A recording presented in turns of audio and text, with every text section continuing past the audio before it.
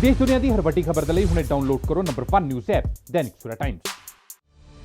छत्तीसगढ़ के बीजापुर जिले के जंगलों में नक्सलियों ने सुरक्षा बलों पर एक बड़ा हमला किया, जिस पर दैनिक सवेरा के मुख्य संपादक शीतल विजय ने दुख जताते लिखा है, सरकार की बयानबाजी रही है कि छत्तीसगढ़ और दूसरे संबंधित इलाकों में नक्सलियों का सफाया कर दिया गया है, लेकिन इससे बड़ा भ्रम कोई और नहीं हो सकता, क्योंकि अभी छत्तीसगढ़ के बीजापुर जिले के जंगलों में नक्सलियों ने सुरक्षा बलों पर एक बड़ा हमला कर दिया, अपनी ताकत का प्रदर्शन किया।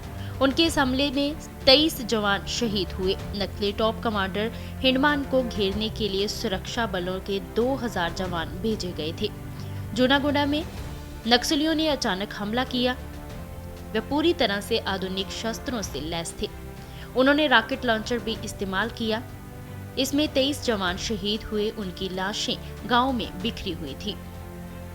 उनको उठाने वाला कोई नहीं था। जब मीडिया वहां पहुंचा तो नक्सलवादी अभी भी वहां डेरा जमाए थे।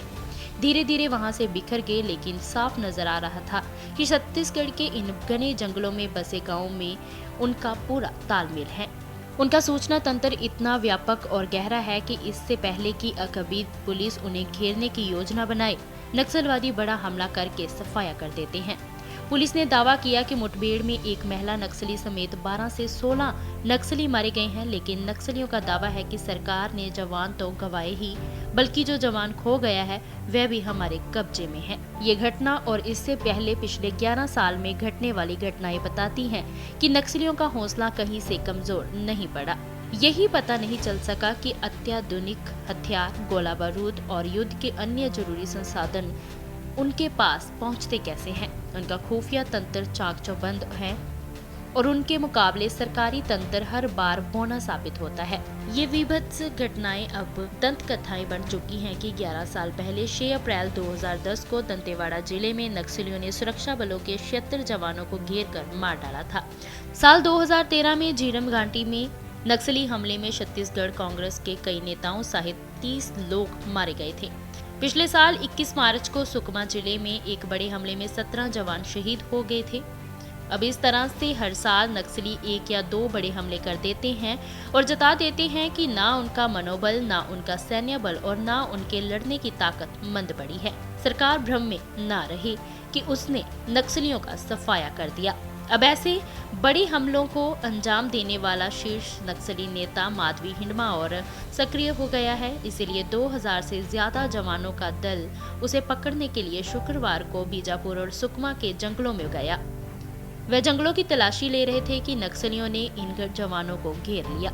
कई घंटे मुठभेड़ चली। इन घने जंगलों में नक्सलियों के ठिकाने हैं। यहाँ पहुँच पाना किसी के लिए आसान नहीं। स्थानीय जनता भी चाहे भय से या मिलीभगत से उनका साथ देती है, इसीलिए सुरक्षा बलों का जोखिम और बढ़ जाता है। देश के पुलिस बल और देश के जवान शूरवीरता दिखाने के बावजूद मौत के घाट उतर जाते हैं। नक्सली दंश इतना भयानक है कि इन शहीद जवानों के हथियार लूट लिए जाते हैं और कई के जूते कपड़े तक नक्सली उतार ले जाते हैं। इस हमले में भी जवानों की लाशें गांव में बिखरी पड़ी देखी। उठाने वाला कोई न था। सवाल पैदा हुआ है कि आज तक नक्सलियों से निपटा क्यों नहीं जा सका।